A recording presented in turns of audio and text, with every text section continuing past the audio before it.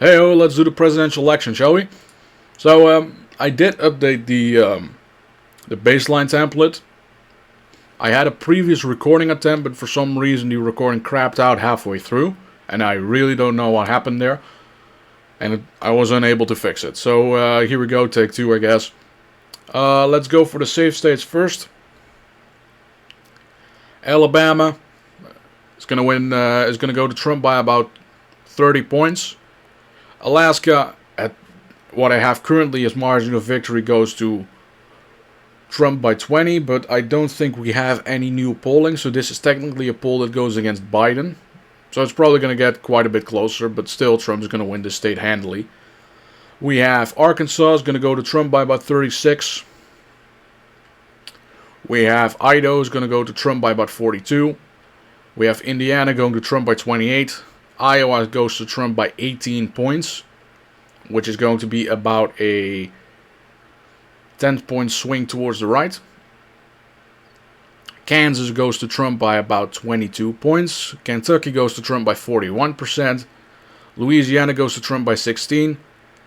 We have Mississippi going to Trump by 15. We have Missouri going to Trump by 21.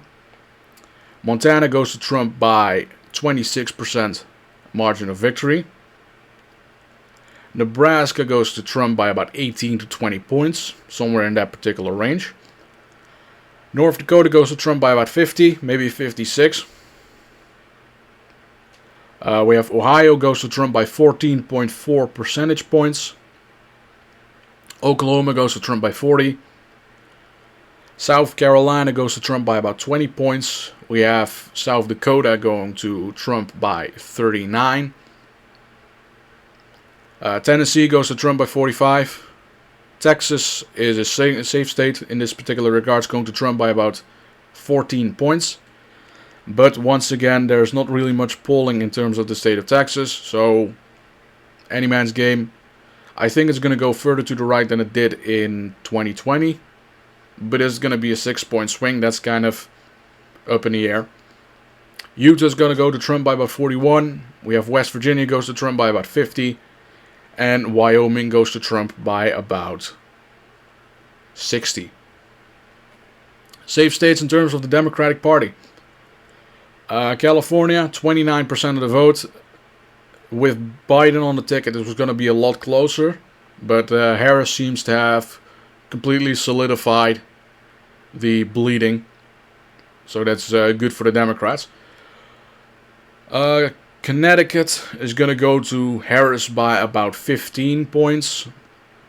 Hawaii is going to go to Harris by about 16 to 17 points. There's a lot of bleeding in terms of the state because of the forest fire that the Biden-Harris administration was just really dreadful at providing aid. So a lot of people have burned out on the Democratic Party and are supporting Trump because of that. Illinois is going to go to Harris by about 13 points. Maryland and Massachusetts are going to go to Harris by 20 and 25%. Then we have New Jersey. There's a lot of undecideds with Biden on the ticket. They're moving towards Harris now. So it's about an 11-point margin of victory. It's getting a lot closer, and come 2028, maybe 2032, we can see New Jersey becoming a swing state. I think that is what the margins are going to look at in the future. New York, a lot of support has been re-added to Harris, so it's about a 12-point margin of victory. Could expand coming in October, but we'll just have to see. Oregon goes to Harris by about 15. Rhode Island goes to Harris by 20. Vermont goes to Harris by 30. And Washington goes to Harris by 12.6. That particular range. So let's do likely states. For the Republicans, I have Florida. Is going to him by about 9% margin of victory. Trump in this particular model gets 52% of the vote. There's not any other likely state in this regard. For the Republicans, Democrats, we have 2, maybe a little more. Let's just see. Colorado No new polling, but I do think it's going to be slightly closer than last time around. I think it's going to be a 9.5% victory for Harris, so that's slightly under 10, which classifies it as likely. Next up on this particular list, we have New Mexico. I think it's going to go to Harris by about 7 points. And that is it for the likely states. Yeah. Now the leans. I'll just go with the swing states, I guess. Let's go northeast first. So New Hampshire, let's start there. It's going to be a lot closer to usually go against incumbents anyway. But there are lots of Boston transplants are moving in. Turning this into northern Massachusetts, essentially. I do think it's getting a lot closer. Closer than it should be for the Democrats. So there's a reason she's campaigning in New Hampshire. It's going to be about 4.6, 4.7 in that particular regard. That's what I have it at the moment. Next up, let's do Maine. Funny thing about Maine is that you have the first congressional district that's heavily Democrat. The second district is Republican. For every point the aggregate moves in the Democrat direction in, well, essentially southern Maine, the north moves 2 points to the right. Problem is, in this particular regard, both districts are going to be safe for either party. However, the state at large is going to go to the Democrats by about 4 points. And the reason for this is because turnout in southern Maine is higher than it is in northern Maine. Naturally. It's more an urban area, it's a lot easier to vote. And in this particular regard, Maine, you can see it become a Republican state in the future if a law like mandatory voting comes in, like in Australia or in Belgium, where you have to vote, and if you don't vote, you get a fine. Like, I believe it's like 500 euros in Belgium if you don't vote. So, that kind of a system would really be disadvantageous to the Democratic Party in the state of Maine. Next state we're going to discuss, I think we're going to just leave the Rust Belt, because it's usually the Rust Belt that gives the election to one or the other party. Let's do Nevada. At the moment, polling is tied, and what that means is that Harris is going to pull it off by 1.6 percentage points. That is essentially the difference in the polling in the state of Nevada in terms of misses. Republicans are polled kind of accurately in the state, however Democrats are usually underestimated by 2, and we see Harris just below 50% of the vote. Trump has a chance of winning the state, but he's gotta really hit Clark County. Try to get the vote there as much as possible. Maybe he can try some miracles in Reno, trying to get Washoe County on his side, but the path to win Nevada for a Republican has to be either you win Clark County outright, or you get Clark County as a loss, but within 5 points anyway. Because if Clark County is within 5, you have enough votes in the rest of the state to compensate for it. Unless Washoe County goes 20 points to the Democrats, at which particular point you're screwed and you need to win Clark anyway, outright. So, that's it for this particular state. Let's go to Arizona. At the moment, Trump is winning this state in terms of polling by 1.3% of the vote. Polling in this particular state underestimates both candidates by about 2 points, which doesn't really adjust the aggregate. The only thing it does is it kind of boosts up their numbers in terms of undecideds. In Arizona, undecideds vote essentially evenly, so if you don't have a lead coming into election day, you don't win. So that's that. Trump's going to win the state, in my estimate, by about 1.4% of the vote. And that is as much as you're going to get. And I think this is going to be maybe the last time Republicans win Arizona. Unless there's going to be significant electoral reform on the federal level. Such as the SAFE Act, which would prohibit non-Americans from registering to vote and voting in the first place. Things like that, if they don't pass, Arizona's gone. You can mark it as a Democrat state. Which it basically already is since Barry Goldwater is no more a senator. Let's keep it in the South for a bit. Georgia. This is going to be, in my opinion, the closest state in the cycle. At the moment, I have Harris winning by the same margin of victory as Joe Biden won it by, 0.3%. However, I did see some early voting, and those early voting numbers do not look good for the Democrats. Democrats need early voting in order to pad their margin of victory. Last time around, in September, so September 2020, Democrats had about 800,000 votes banked in September, so it's well over a month before the election. Now it's only 80,000. That is,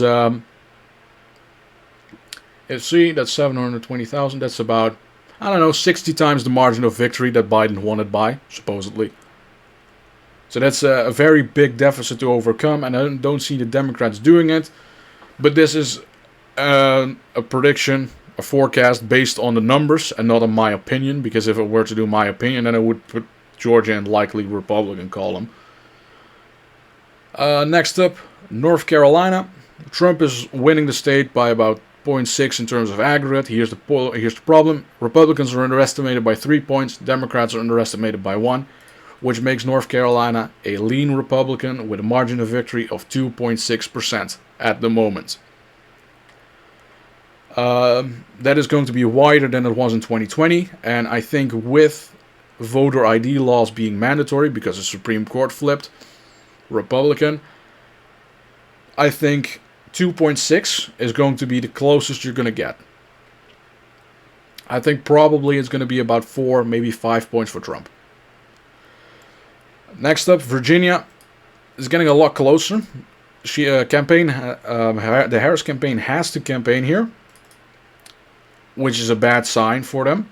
I do have Virginia going to Harris, but it's going to Harris by about 4. There are quite a few polls, even after the, how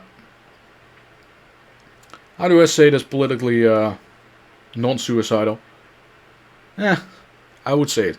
After the Harris coup attempt to get rid of Biden, there are still quite a few polls that have it tied, and that is not a good sign for the Democratic Party. There is a distinct chance that Virginia could flip for the Republican Party, but at the moment, not really. I don't see that in terms of pathway yet. Next up, we have 4 swing states. I'll go from least likely or least close to closest. I think that would be the fun exercise. So, first off would be Minnesota. I'll tell you a little secret. Despite Harris picking the governor of Minnesota as a running mate, the state is not getting any more of a wider margin for her. It is still in the 4 to 5 point margin of victory for Harris, which is a 3-point swing towards the Republicans in the state of Minnesota. That's a problem. And it could get a lot closer come election day.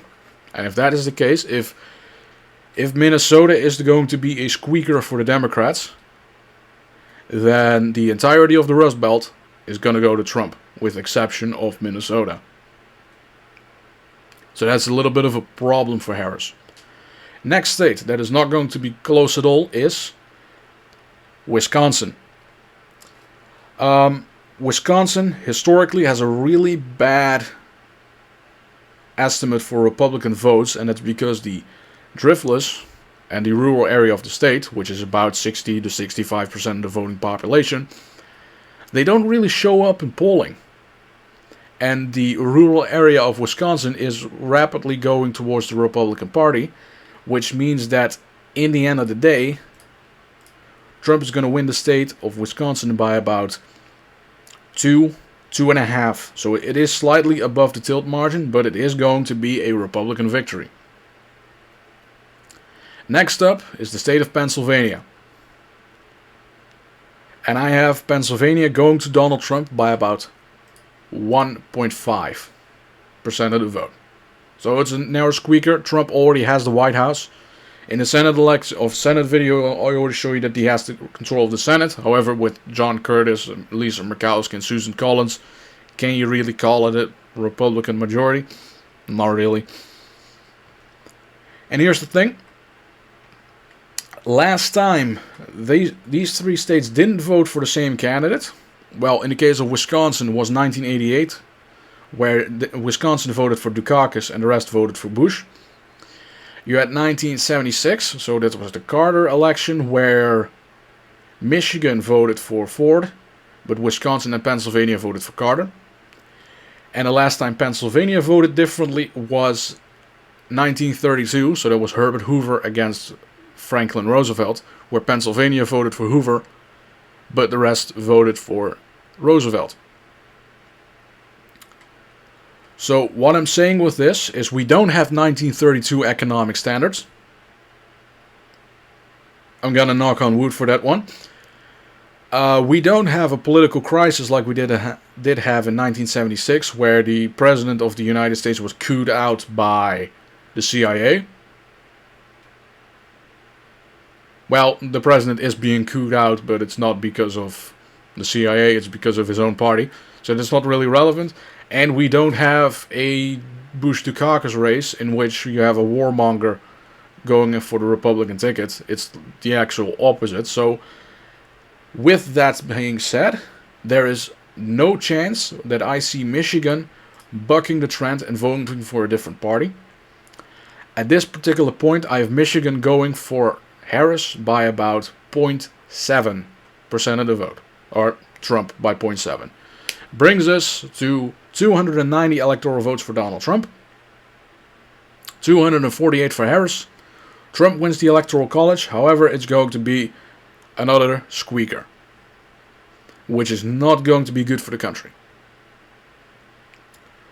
What the country needs right now is a landslide, a clear victory for one of the 2 candidates, because at that particular point, there's no more dispute about election integrity, foreign interference, or all that other nonsense. At this particular point, if the election is going to be a squeaker, I can see no other way than this will eventually become a civil war. I'm going to be frank, I'm going to be honest, because that is exactly what I'm advertising to you for.